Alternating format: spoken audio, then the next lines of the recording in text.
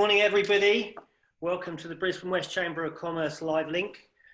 This is a first in the series of events that we hope to bring a bit of focus around what's happening in the world and get it back to where we were before, because we have a lot of known unknowns, a lot of unknown unknowns, but there's still some of those known knowns out there, that some situations that need to be addressed or maybe can be even changed for better. Today we've got with us Dr. Rowan, State Member for Moggill, Shadow Minister for Communities, Disability Services and Seniors, Aboriginal and Torres Strait Islander Partnerships, and Minister for the Arts. Good morning, good afternoon actually, Christian. How are you? Yeah, good, thanks Ian. Thanks so much for the opportunity to join the Brisbane West Chamber of Commerce today. Yes, no, it's entirely our pleasure. We seem to be in a situation where the federal government is counting us down to some sort of go back to work and school and all that, and that will be what it'll be, I guess, at the end of the day. So I just wanted to touch base with you, and I've seen that you've been out amongst the businesses of Kenmore and others, no doubt, helping business get adjusted to what's going to happen. What's it like out there, have you seen? Are people positive, negative, scared? Well, look, I think, Ian, I mean, what we're sort of seeing from a health perspective, I mean, everyone across the community, not only, you know, here in the western suburbs, but right across Queensland and Australia, has to be, you know, congratulated for all the hard work that they've undertaken individually in complying with the social distancing, the restrictions that have been put in place, because by doing that, they've slowed the spread of the coronavirus throughout the community, and by doing that, that then allows for the restrictions to be eased and for businesses to get back to where they were before all of this took place. Because I mean, who would have thought, you know, in May of 2020, and you know, when the beginning of the year came around, that everything would be the way it is at the moment. So the first thing to say is, you know, the community, residents, individuals right across, you know, the western suburbs, Queensland, Australia, have done a great job on that perspective. And now we need to be looking forward when the restrictions are eased, that businesses can get back going again, and that the economy gets going. But in the meantime, out there, talking to businesses and talking to people on the ground, yes, there's been a lot of concern about, you know, the health implications, but I'd say from a business perspective, there's been a lot of you know, difficult times, and difficult times because people have had to restrict their trade, they've restricted their businesses. There've been people who've been, you know, laid off work, or have been not able to, you know, continue in their employment, and there are packages that have been released, you know, from the federal government's perspective, where they've had JobKeeper and a range of other supports, and from a state perspective, there's also been supports there. So I'd sort of say there's been anxiety and angst, but now there's a hopeful optimism that's coming back, because people can see potential get things, you know, go until the next, you know, few months evolve. So the virus has gone from containment to suppression now, and that's a good positive thing. And I think that now that some cash has started to get its way into companies, there's a little bit more certainty around, and we all know where we are. So really today is all about the state of transport in the western suburbs, which is, you know, a very old subject, as you all know. Yep. But it's not going to go away, unfortunately. You know, things will settle down and suddenly we'll be talking about it all again. So I thought with quite a few things, the known knowns, it's a real opportunity to revisit some of those problems in a new environment, to see whether we can get some better or even just some different solutions to them. I just wanted to spend a couple of minutes setting the scene, so that we can have a chat with, you know, where it was before, what are the key issues, and what are the potential outcomes in the future. You know, in the western suburbs of Brisbane, and I'm calling that Indooroopilly, Figtree Pocket, Kenmore, Bellbarry, Anstead, Pinjarra Hills, Pullen Vale, Mount Crosby. We've got a number of ways of getting to work and around: cars, trains and buses, boats, bicycles. And some of those services are very good, and some of those are a bit sparse because they're rural, but the government or council seems to provide enough services there, if Moggill Road, to name but one, was functioning properly. And we had the tunnel built, the Legacy Way, some time ago at great expense. And I think the public doesn't really know that if that's actually been a positive or a negative thing. Quite clearly, cash flow wise, it's a very negative thing. And just one anecdote from me, I cycle back from the valley every day and I get on the Western Freeway at Toowong on that path down the side, and I'm the fastest moving vehicle. And when I get off at Fig Tree Pocket, I'm still the fastest moving vehicle. And that seems from 3 o'clock as well, so till 5 o'clock. So that's, you know, that hasn't been much improvement, I would say. We have boats that don't seem to get past St. Lucia. And I think I've been asked so many times why that is, and I can never remember. And it's either the river's too narrow, not deep enough, not enough people. I can't remember why it is even now. And there's lots of nice bike lanes. Unfortunately, they don't really connect up necessarily, but that's a good start. No trains, unfortunately. I've been to a number of marketing, I suppose, conferences at Brisbane City Council and others where we're all talking about how we build a new world city, but that seems crazy without any trains. I know there's the Cross River Rail coming. No doubt we'll talk about that. So there's a number of things, but everything seems to be hung up still on Moggill Road because as good as the buses are, they've still got to go up it. So that's kind of like where we are now, or where we were maybe 2 months ago. What would you say to what I just said? Well, Ian, what I'd sort of say is across the western suburbs of Brisbane, really over the last 50 years, there has not been proper planning when it comes to road and public transport infrastructure. And that's all the way from the Centenary suburbs, as you said, to Injapilli, when you go across to Chelmer or to Graceville or to Toowong, and then all the way out to Bellbarry or Moggill or Corona Downs and Mount Crosby. And so what I've been championing since I've been elected is that we need an integrated road and public transport plan for the entire western suburbs of Brisbane, appropriately funded by all levels of government, so federal, state and local government, because there are shared responsibilities for various parts of road infrastructure and public transport infrastructure. And so what you really need is a vision and a commitment for the entire western suburbs to say it's important to bus traffic congestion. And why it's important to bus traffic congestion is because if people are sitting in traffic, there's an economic cost. There's an economic cost to businesses.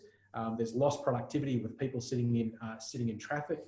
There's a social cost for people, you know, having less time with their families and not being able to get home safer and sooner. And then there's an environmental cost when it comes to, you know, idling traffic and pollution and emissions. So for all of those reasons, that's why it's important to bus traffic congestion. Now, Moggill Road is one of those corridors, a state-controlled road.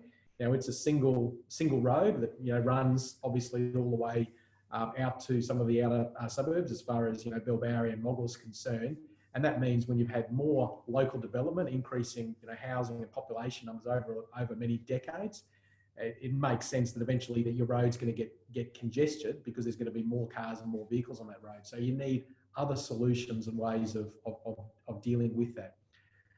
So my sort of view has always been there are long-term solutions that need to be planned in a coordinated way to deal with traffic congestion. And one solution in and of itself won't fix everything. So it needs to be a multifaceted, a number of different solutions implemented and funded to ensure that we can alleviate traffic congestion.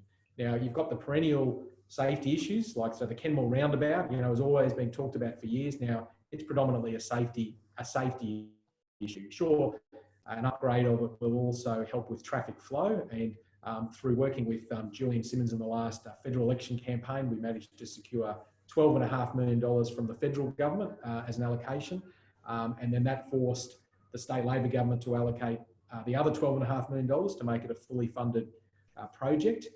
We still don't have definitive timelines of when it will be implemented. I've written to the Labor Minister about when are we going to see designs and when's community consultation going to take place. Hopefully that will be in the next 6 months of this year, but with the you know, the pandemic and other things that have been sort of concentrated upon. The timeline of that is not clear, but that's about predominantly safety upgrades and enhancing some of the traffic flow, but it won't resolve all of the traffic issues on Moggill Road. The Brisbane City Council has a current, they've been going out to consultation about a bridge of some form at Bellbowring. Their original proposal was around a green bridge, but they've released today their initial report and the community consultation and the feedback in that, and the overwhelming feedback that's contained within that Brisbane City Council report is that people want an all-purpose bridge, being able to take traffic, cars, buses, pedestrians, and even it being examined in relation to, you know, what possible rail options could be provided. Then you come to the Centenary Motorway and the Western Freeway. We know it's congested because with not only the Centenary suburbs, but the growth that's happening in Springfield, the Centenary Motorway and the Western Freeway is not coping with the volumes of traffic that are on there. And then that comes back to Infrastructure Australia and the federal government working together with the Queensland government, the current Labor government, as to what, you know, additional lanes or other things that can be done on it as a major arterial to cope with increasing traffic congestion there. So in my view is we need an integrated road and public transport plan, as I've said.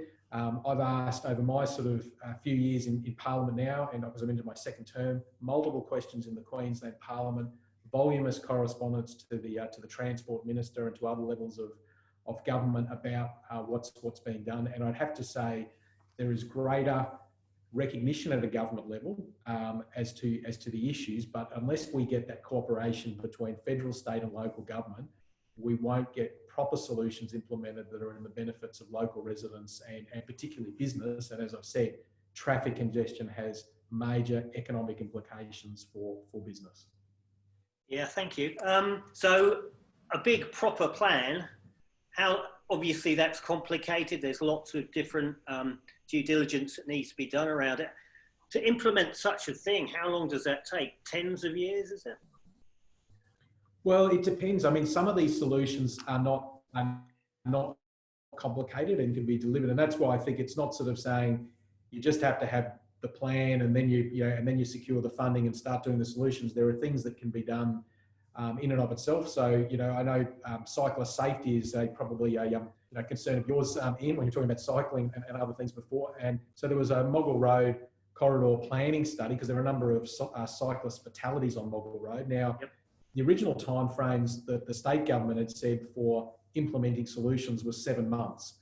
It's now been 2.5, nearly 3 years later from when that was initiated, and still we haven't sort of seen the recommendations of that report and what the proposed solutions are. So I think, you know, there's no reason why specific things around cyclist safety and corridors can't be done now. There's no reason why we can't get the Kenmore roundabout safety upgrades done. So those things can be done, but the larger infrastructure pieces, they take a longer period of time because there can be matters about you know, how it's actually physically done, what the implications are for local residents. So some of those things can take a longer period of time when it comes to planning, but that doesn't mean we shouldn't be doing the things that we can do here and now. Yep. So right here and now, we're in a little bit of a lull because of the pandemic. And I think it's a good chance to take a look at where cities are evolving to, how they're going to change. I mean, that's a very big topic, and there's enough smart cities projects out there to probably contradict each other many times as well.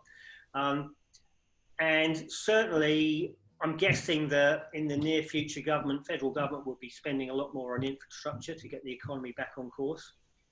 And I think that although we're talking about Moggill Road, which seems slightly trivial given the current situation, as someone representative of small business in the western suburbs, I see it as a real barrier to entry for businesses trying to locate to the area. Every time we have a meeting, if there's a crash on Moggill Road, you can bet only half the people turn up. Do you see it as something that's getting in the way of the economic growth of the area? Yeah, look, I think busting traffic congestion is one of the highest priorities for our area. And again, that's because of the economic implications, the social and the environmental implications of traffic that's sitting idly. And as you've said before, given the current times, the federal government has also announced recently that in relation to their $100 billion infrastructure fund, of which there's a $4 billion urban congestion fund contained within that, that they will be working with state governments and local government to see what other projects can be prioritised, particularly around traffic, to get those things going, not only to create jobs, but to bust traffic congestion. So I would sort of say the movement of traffic and people and what that means for economic productivity can't be underestimated. So it's my highest priority when it comes to working with other levels of government and other elected representatives, regardless of their political party or persuasion, because I'd have to say, Ian, there's been agreement across all political parties across the western suburbs in various elections that I've seen that there needs to be comprehensive solutions to traffic congestion. So it doesn't matter what political party people come from, what level of government that they're representing or that they're aspiring to represent. People are looking for a comprehensive plan with funding solutions to get traffic moving, and I believe it's critically important for our economic productivity, to supporting small business and assisting with creating jobs, and it's going to be even more important after the pandemic continues to ease, because we have to get our local economy going to support local residents and local businesses. So do you think that there's an alternative to road transport for business?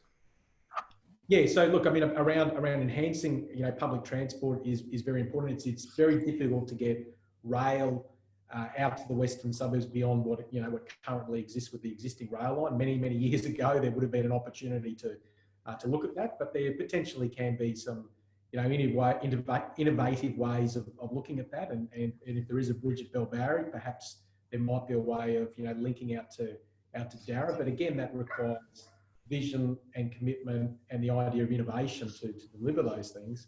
When it comes back to, when you were talking about ferries before, while I think about it, yeah, there are some issues to do with the river itself, as far as the width and depth and other issues, and even some environmental impacts which have prevented ferries and city cabs going further up the river. And so there's sort of been structural issues related to that, which has prevented that. But I think we need to be looking at all innovative solutions. So enhancing public transport, vitally important, all modes of public transport. Certainly around people from a cycling perspective, ensuring it's safe and it's accessible and there's good connectivity between people trying to get from Moggill or Bellbarry, as an example, all the way through to Toowong or out to the Centenary suburbs. So ensuring that that's an option as well, but also accepting that people will also use cars as well, and making sure that we can alleviate motor vehicle congestion as much as we possibly can as well. Yeah, so the Gold Coast has been pretty successful with its basically its new tram system, and I happen to know the guy that actually put it in many years ago, and it's been a real success. Is that something that is possible here? I hate to think of a tram going down Moggill Road, but there is actually other roads apart from Moggill Road. Is there alternative methods of transport possible, do you think? Well, look, I'd sort of say I think it'd be very difficult to do that, but not being an engineer or a transport planner, and that's not my area of expertise. But I think again, we need people within our various government departments to be looking at every available mechanism to ensure that people, and they should be looking to evidence best practice when it comes to around the world. And there are large cities around the world and very small geographical spaces which much bigger populations than Brisbane, and they have had more cross river crossings when they've got rivers in their sort of areas, so more cross river crossings and other types and forms of transport to move people around, and they've been able to deliver those. So some of this is retrofitting, and it's always hard to retrofit things. Ideally you're prospectively forward planning things, but I think again, when it comes to some of our well-skilled public transport planners, our engineers, we should be looking at the best possible expertise to say what is feasible and what's possible. what will deliver the outcome. Then it's a matter of, well, how do you get that funded? Which level of government funds it? And then getting all three levels of government to take their responsibility for doing what they need to do in their area of jurisdiction. Yeah, and if you look at some of the cities around the world, like Stockholm maybe and Zurich, they're smaller cities, but their infrastructure is insanely good. The buses run to the second almost. And you know what Switzerland's like, everything runs on time. And they've got a variety of different methods of getting around, from buses to trams. And typically trains only drop off at really central areas, like here. But it's the cross-city aspect of how people can travel around that really makes a difference. So everyone is not going in and then out again, they're going across.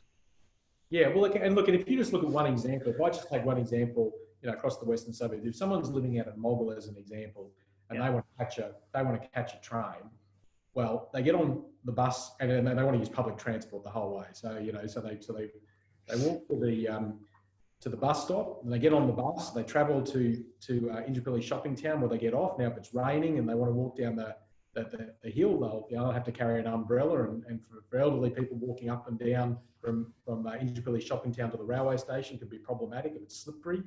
And then they have to get down to the railway station there. So it's not, we don't have these large planned travel hubs. So anyone wanting to drive to the Indooroopilly railway station has difficulty parking. It's not easy to park there. There's not a travel hub there. Some of these things have not been originally purpose designed like you see in parts of North America or across Europe, as you're alluding to with some of those other countries. So again, now it's sort of saying, well, what exists is what exists, but how do we sort of try and ensure there's good coordination between bus and train timetables? How do we enhance parking? How do we incentivise and encourage people to get onto public transport? And how do we have other access points? And how do we fundamentally revolutionise our transport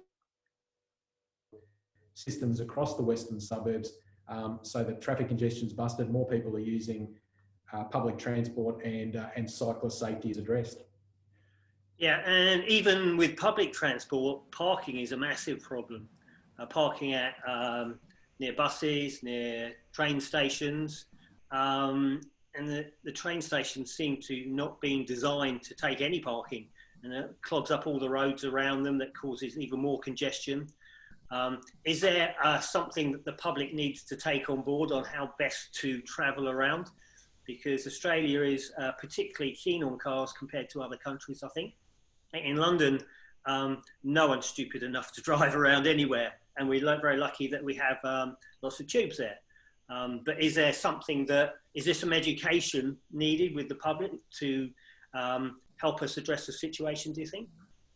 Yeah, well, look, I think incentives from a government perspective around those people who can use public transport and be encouraged to do so, then that's a great thing, and that becomes down to not only fares but accessibility and the types of public transport that people can get onto.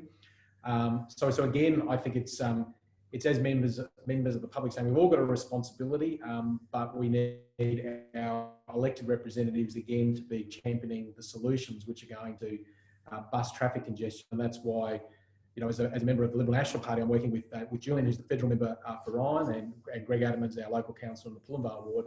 And I've already had conversations with them about what further can be done, again, across all three levels of government, to say, how do we get some of these integrated road and public transport plan solutions implemented? I've written again to the Transport Minister about some of those specific projects, which are now funded from a combination of federal and state funds, but are the responsibility of the Department of Transport and Main Roads to deliver, and that the timing of that is of the essence, because we have an opportunity now where there's less traffic on the road because of all the restrictions, to say, well, if we're going to get some things done, let's get it done while there is less traffic, because that'll be less disruptive. But it's also a key opportunity to create jobs and stimulate the economy as we continue to come out of, or hopefully the easing, as we've seen to date, of the spread of the coronavirus, and hopefully an easing of the pandemic here in Queensland.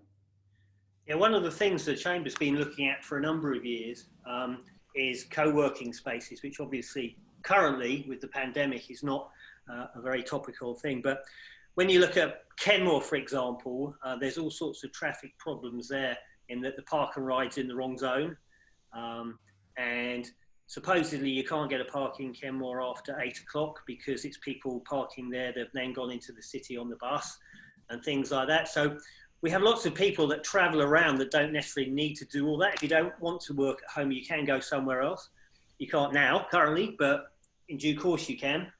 And I think that any big plan needs to take into account how cities are going to evolve and the business we can bring into this area. And as you know, Springfield has been enormously successful in bringing business into Springfield, and it's all about the resources there and the ability to get there and the ease of parking and traveling. And that I think there is 1 million travels a year that goes to Springfield Station. So that's been enormously successful with, of course, you know, lots of land around it to build on and lots of cash to do so. So that's easy. I mean, how do we try and go from something we've got which isn't the right fit to being something that's better, which is a better fit?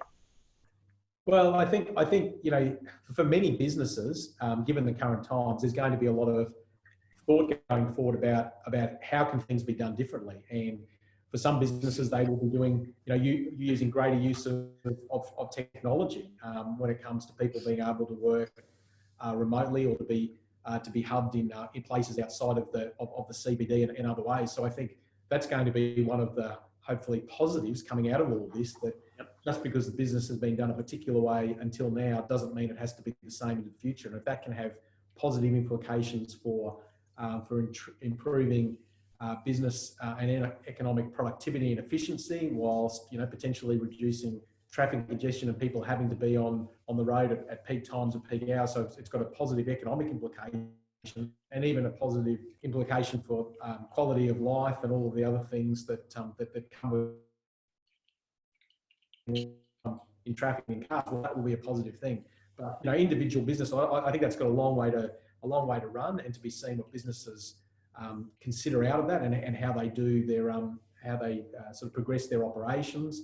But I think anything that government can do to sort of say, well, this is a new time and a new era, to facilitate and assist on that sort of side of things from a policy perspective or policy direction, would be extremely positive as well. Yeah, it's a really big picture that needs lots of planning and lots of money. Is the electoral cycle standing in the way of that happening, do you think?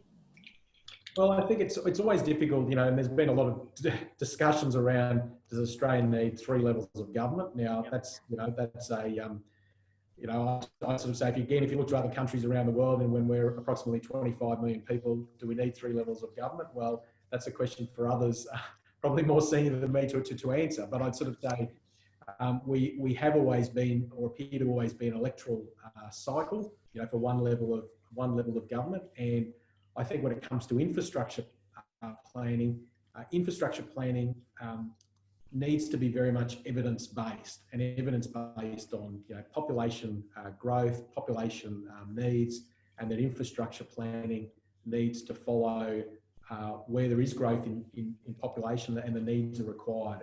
And sometimes it would appear decisions by governments are not necessarily made on the best interests, or if there is, like at the moment, there's a Southeast Queensland regional plan in Queensland, and the infrastructure planning does not match where that growth is going to happen from a Southeast Queensland regional plan perspective. So if you're going to have, you know, further subdevelopments, more houses, more people, and you don't provide the available infrastructure, whether that be roads, whether it be bridges, hospitals, schools, all of those things, well, it's no surprise then that people become unhappy with sitting in traffic or not getting the services that they require. So my view is that, you know, infrastructure planning needs to be very open, very transparent, and it needs to be evidence-based. Yeah, and one of the key drivers of business, of course, is the internet and the NBN. So that's another thing that needs to be planned or replanned. Absolutely. And whilst I'm not the federal member of Parliament, and that's a responsibility of, you know, of the federal government, certainly having good internet access, I couldn't agree more that's you know, that's an important component for business and also for communities generally. Yeah, so before we went into the pandemic, there was a growing awareness of the lack of retail tenants for commercial premises and the fact that lots of tenancies were being broken. And this came up through Brisbane City Council for one. So it kind of seemed that a change was about to happen before this happened anyway, in that e-commerce was going to take off and traditional bricks and mortar shops were going to shut down. So when we come back, we've got to realise that that change was about to happen anyway. And how does that impact what we do now as well? Yeah, well, look, I mean, whilst e-commerce is important, and I'd also say that your bricks and mortar businesses are important as well, particularly locally, because you want to support local jobs in your local economy, and there are sure lots of e-commerce businesses that can exist locally as well. But the last thing you want is that e-commerce continues to expand at the expense of local operators and those who are providing local services to local communities. So it's got to be it's got to be a balance. It can't be one or the other, and you want a balance of those side where you have thriving local community hubs and local business hubs and shopping centres that provide things. But e-commerce can augment and enable some of those things. You just don't want it completely replacing it. So it's important to have a combination of both. And in this time, particularly when I've been going around, well-established, iconic local businesses in the electorate of Moggill and across the western suburbs of Brisbane, those business operators and the employees who work in those, they're just really keen to ensure that they are vibrant into the future. So in other words, that they can continue to operate, that people have their jobs there. And I think that's really, really important. The last thing we want to see is that we have a loss of those businesses, and that's why I encourage people to buy local, to shop local, and to support those businesses where they know that's going to make a real impact to their local economy. Yeah, and you've certainly been doing that very well. We thank you for that. Thank you very much for your time, Christian. One last question. In 5 years' time, the topic of transport, will we still be having this conversation? Will things have changed? What's your focus? Look, I think there'll be some positive things, in that time frame. So I think there'll be some key things that have been delivered because they've been funded between the federal and the state government. So the money has been allocated by both. So there is no reason why those things can't be delivered. And the same could be said of some projects in the western suburbs, which are federal and local government funded. I think the notion also of some things that are still under consideration, like a bridge at Bellbarry. I think it's a positive step forward that Brisbane City Council has gone out to public consultation and they've taken that on board. Now they're going to do further consultation. So I think we're starting to get all levels of government to focus on the western suburbs of Brisbane and to say there are some solutions that are needed. But what I can give a guarantee to you, Ian, as president of the Brisbane West Chamber of Commerce, to your members and to others, are that I'm going to be a strong advocate, continuing to fight for these solutions, regardless of which level of government it is, and that will be hitting not only my own colleagues hard and sort of saying we need to focus on this area. It'll be other people who may be in government as well. So what I'll be sort of giving a commitment to is to stand up for local residents, for local businesses, to get the solutions that they need to bust traffic congestion, because it's important for economic productivity and it's important for the social health and well-being of residents, and it's also important for environmental protection when it comes to lowering emissions and reducing pollution. Great, thank you for that. I've got one question from our audience of one here from Sarah. Yep. How will the government be working differently post-pandemic?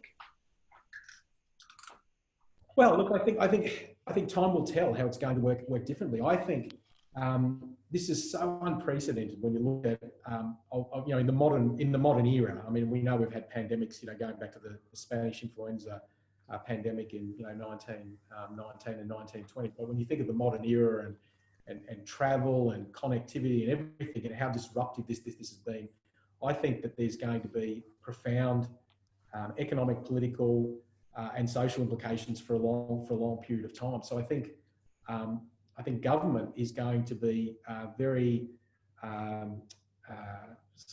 contemplative about how they manage these issues into the future, knowing that this is but one virus, and we don't want to sort of say there's going to be any other viruses on the horizon, but it's not as if other things don't exist out there in the natural environment. So I think they're going to be very, very circumspect about not only the risks that exist out there, but also how they plan and how they manage things. And I think all of the social distancing things, while they get eased, but how we go about sort of having restaurants, having dinners in there, nightclubs, performing arts complexes, how many people you can have in theatres, all of those sort of things are going to be profound moving forward. So I think governments are going to be thinking a lot about, how do they plan for these things in the future? How do they manage these things in the future? And how do we continue to support our economy and businesses, because they're the engine room of how we all live. They, allowing us to buy houses and pay for all our bills and do all of our things, let alone contribute to the taxes which are required. Unfortunately, tax is the reality of life, but to pay for for schools and hospitals and roads and all of the other shared communal infrastructure that we need into the future. So I think all governments are going to be taking time to assess all of this, to think of the implications, and they'll certainly be doing business differently themselves into the future. Okay, thank you very much. Brisbane West Chamber of Commerce would like to thank you very much for your time and your wisdom. And we'll catch you again soon, no doubt, and see you soon in Kenmore Village, I guess. Thanks very much. Okay, thanks so much, Ian. Thanks. Okay.